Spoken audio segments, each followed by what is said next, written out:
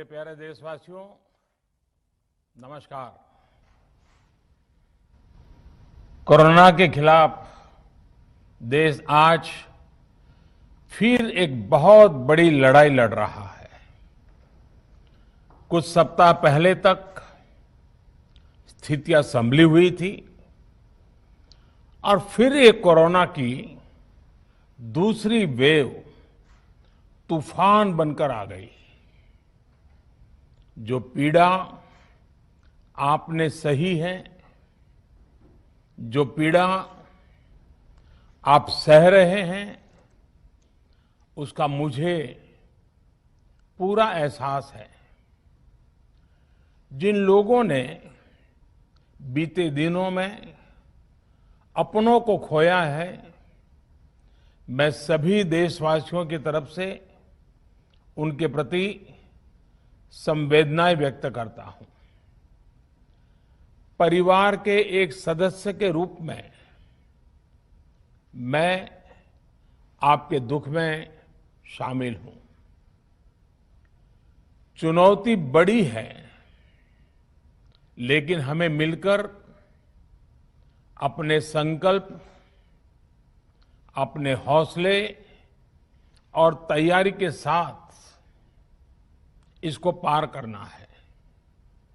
साथियों, अपनी बात को विस्तार देने से पहले मैं देश के सभी डॉक्टरों, मेडिकल स्टाफ, पैरामेडिकल स्टाफ, हमारे सभी सफाई कर्मचारी भाई बहन, हमारे एम्बुलेंस के ड्राइवर्स, हमारे सुरक्षा बल, पुलिसकर्मी, सभी की सराहना करूंगा। आपने कोरोना की पहली वेव में भी अपना जीवन दांव पर लगाकर लोगों को बचाया था। आज आप फिर इस संकट में अपने परिवार, अपने सुख, अपनी चिंता छोड़कर दूसरों का जीवन बचाने में दिन रात जुटे हुए हैं। साथियों, हमारे शास्त्रों में कहा गया है, त्याज्यम न धैर्यम विदुरेऽपि काले, अर्थात कठिन से कठिन समय में भी हमें धैर्य नहीं खोना चाहिए। किसी भी परिस्थिति से निपटने के लिए हम सही निर्णय लें, सही दिशा में प्रयास करें, तभी हम विजय हासिल कर सकते हैं। इसी मंत्र को सामने रखकर आज देश दिन रात काम कर रहा है। बीते कुछ दिनों में जो फैसले लिए गए हैं, जो कदम उठाए गए हैं, वो स्थिति को तेजी से सुधारेंगे। इस बार कोरोना संकट में देश के अनेक हिस्से में ऑक्सीजन की डिमांड बहुत ज्यादा बढ़ी है। इस विषय पर तेजी से और पूरी संवेदनशीलता के साथ काम किया जा रहा है। केंद्र सरकार, राज्य सरकारें, प्राइवेट सेक्टर, सभी की पूरी कोशिश है कि हर जरूरतमंद को ऑक्सीजन मिले। ऑक्सीजन प्रोडक्शन और सप्लाई को बढ़ाने के लिए भी कई स्तरों पर उपाय किए जा रहे हैं। राज्यों में नए ऑक्सीजन प्लांट्स हो, 1 लाख नए सिलेंडर पहुंचाने हो, औद्योगिक इकाइयों में इस्तेमाल हो रही ऑक्सीजन का मेडिकल इस्तेमाल हो, ऑक्सीजन रेल हो, हर प्रयास किया जा रहा है। साथियों, इस बार जैसे ही कोरोना के केस बढ़े, देश के फार्मा सेक्टर ने दवाइयों का उत्पादन और बढ़ा दिया है। आज जनवरी फरवरी की तुलना में देश में कई गुना ज्यादा दवाइयों का प्रोडक्शन हो रहा है। इसे अभी और तेज किया जा रहा है। कल भी मेरी देश की फार्मा इंडस्ट्री के बड़े जो प्रमुख लोग हैं, उसके जो एक्सपर्ट लोग हैं, उनसे बहुत लंबी चर्चा हुई है। प्रोडक्शन बढ़ाने के लिए हर तरीके से दवाई कंपनियां की मदद ली जा रही है। हम सौभाग्यशाली हैं कि हमारे देश के पास इतना बड़ा मजबूत फार्मा सेक्टर है जो बहुत अच्छी और तेजी से दवाइयां बनाता है। इसके साथ ही अस्पतालों में बेड की संख्या को बढ़ाने का भी काम तेजी से चल रहा है। कुछ शहरों में ज्यादा डिमांड को देखते हुए विशेष और विशाल कोविड हॉस्पिटल बनाए जा रहे हैं। साथियों, पिछले वर्ष जब देश ने कोरोना के कुछ ही मरीज सामने आए थे, उसी समय भारत में कोरोना वायरस के खिलाफ प्रभावी वैक्सीन के लिए काम शुरू कर दिया था। हमारे वैज्ञानिकों ने दिन रात एक करके बहुत कम समय में देशवासियों के लिए वैक्सीन विकसित की है। आज दुनिया की सबसे सस्ती वैक्सीन भारत में है। भारत की कोल्ड चेन व्यवस्था के अनुकूल वैक्सीन हमारे पास है। इस प्रयास में हमारे प्राइवेट सेक्टर ने इनोवेशन और एंटरप्राइज की भावना का बेहतरीन प्रदर्शन किया है। वैक्सीन्स की अप्रूवल्स और रेगुलेटरी प्रोसेसेस को फास्ट ट्रैक पर रखने के साथ ही सभी साइंटिफिक और रेगुलेटरी मदद को बढ़ाया गया है।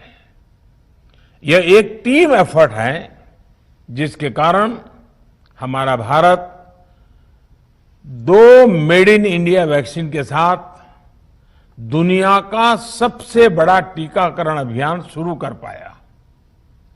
टीकाकरण के पहले चरण से ही गति के साथ ही इस बात पर जोर दिया गया कि ज्यादा से ज्यादा क्षेत्रों तक, जरूरतमंद लोगों तक वैक्सीन पहुंचे।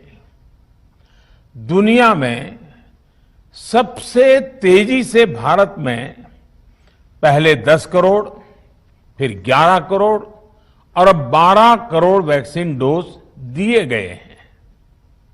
आज कोरोना से इस लड़ाई में हमें हौसला मिलता है कि हमारे health care workers, frontline corona warriors और सीनियर सिटीजन्स के एक बड़े हिस्से को वैक्सीन का लाभ मिल चुका है।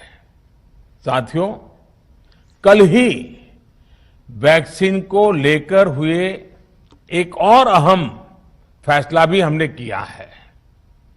1 मई के बाद से 18 वर्ष के ऊपर के किसी भी व्यक्ति को वैक्सीनेट किया जा सकेगा। अब भारत में जो वैक्सीन बनेगी उसका आधा हिस्सा सीधे राज्यों और अस्पतालों को भी मिलेगा। इस बीच गरीबों, बुजुर्गों, निम्न मध्यम वर्ग के लोग 45 वर्ष की आयु के ऊपर के व्यक्तियों के लिए केंद्र सरकार का जो वैक्सीन कार्यक्रम चल रहा है वो भी उतनी ही तेजी से जारी रहेगा।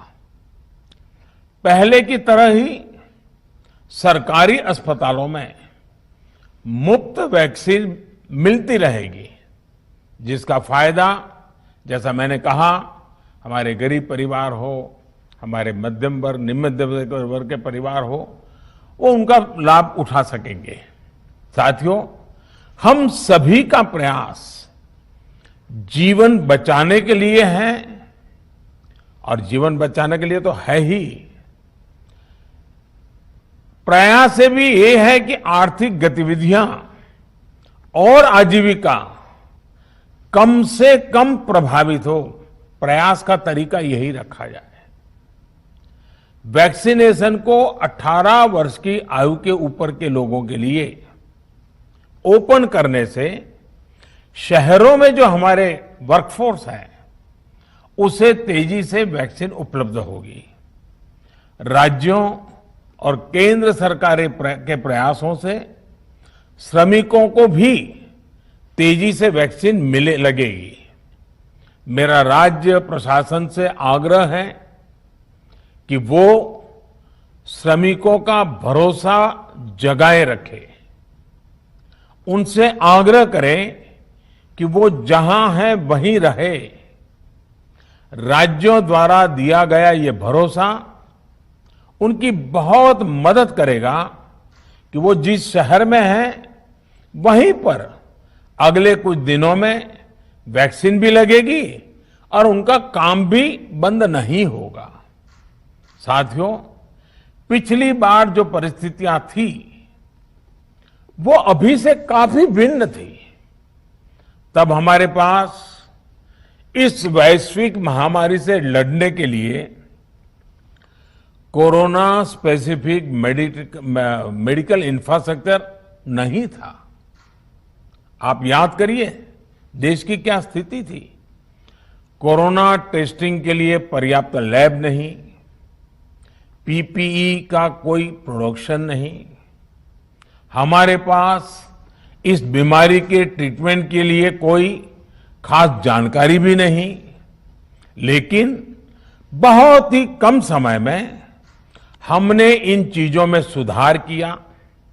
आज हमारे डॉक्टरों ने कोरोना के इलाज की बहुत ही अच्छी एक्सपर्टीज हासिल कर ली है। वो ज्यादा से ज्यादा जीवन बचा रहे हैं।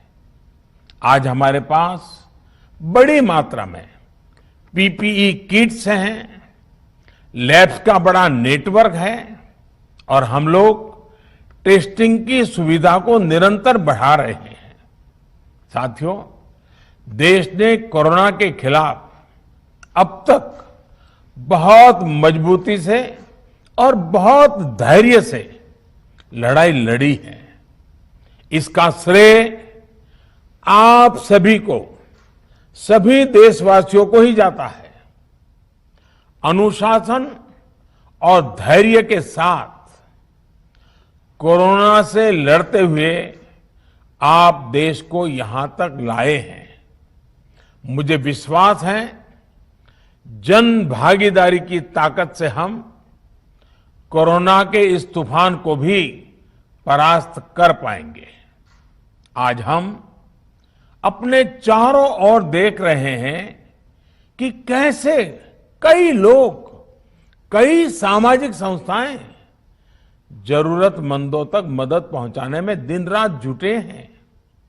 दवाई पहुंचाना हो, खाने या रहने की व्यवस्था करनी हो, लोग पूरे मनोयोग के साथ काम कर रहे हैं।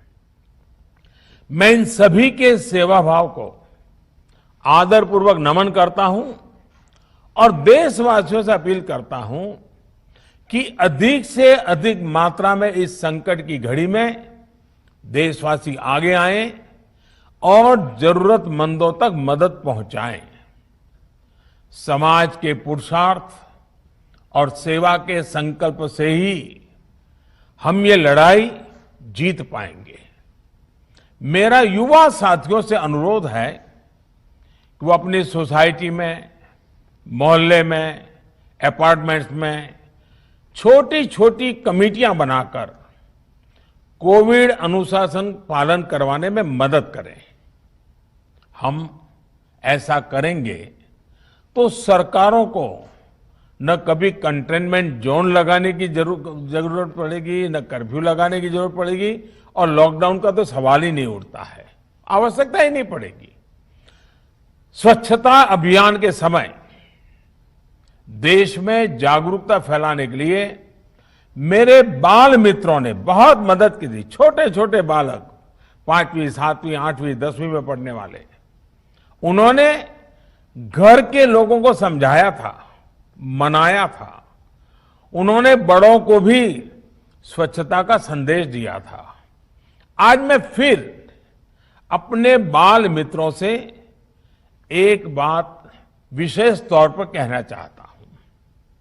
मेरे बाल मित्र, घर में ऐसा माहौल बनाइए कि बिना काम, बिना कारण घर के लोग घर से बाहर न निकले। आपकी जीत बहुत बड़ा परिणाम ला सकती है। प्रचार माध्यमों से भी मेरी प्रार्थना है कि ऐसे संकट की घड़ी में वो लोगों को सतर्क और जागरूक करने के लिए जो प्रयास कर रहे हैं उसे और बढ़ाएं। इसके साथ ही इसके लिए भी काम करें कि डर का माहौल कम हो सके, लोग अफवाह और भ्रम में न आए। साथियों, आज की स्थिति में हमें देश को लॉकडाउन से बचाना है। मैं राज्यों से भी अनुरोध करूंगा कि वो लॉकडाउन को अंतिम विकल्प के रूप में ही इस्तेमाल करें। लॉकडाउन से बचने की भरपूर कोशिश करनी है और माइक्रो कंटेनमेंट जोन पर ही ध्यान केंद्रित करना है। हम अपनी अर्थव्यवस्था की सेहत भी सुधारेंगे और देशवासियों की सेहत का भी ध्यान रखेंगे। साथियों, आज नवरात्रि का आखिरी दिन है। कल रामनवमी है और मर्यादा पुरुषोत्तम श्री राम का हम सभी को यही संदेश है कि हम मर्यादाओं का पालन करें। कोरोना के इस संकट काल में कोरोना के बचने के जो भी उपाय है, कृपया करके उनका पालन 100% करिए। दवाई भी, कड़ाई भी, इस मंत्र को कभी भी भूलना नहीं है। ये मंत्र जरूरी है, वैक्सीन के बाद भी जरूरी है। रमजान के पवित्र महीने का भी आज 7वां दिन है। रमजान हमें धैर्य, आत्मसंयम और अनुशासन की सीख देता है। कोरोना के खिलाफ जंग जीतने के लिए अनुशासन भी, उसकी भी उतनी ही जरूरत है। जब जरूरी हो तभी बाहर निकले। कोविड अनुशासन का पूरा पालन करें। मेरा आप सभी से यही आग्रह है। मैं आपको फिर ये भरोसा देता हूं, आपके इस साहस, धैर्य और अनुशासन के साथ जुड़कर आज जो परिस्थितियां हैं उन्हें बदलने में देश कोई कसर नहीं छोड़ेगा। आप सभी स्वस्थ रहें, आपका परिवार स्वस्थ रहे, इसी कामना के साथ मैं अपनी बात समाप्त करता हूं। आपका बहुत बहुत धन्यवाद।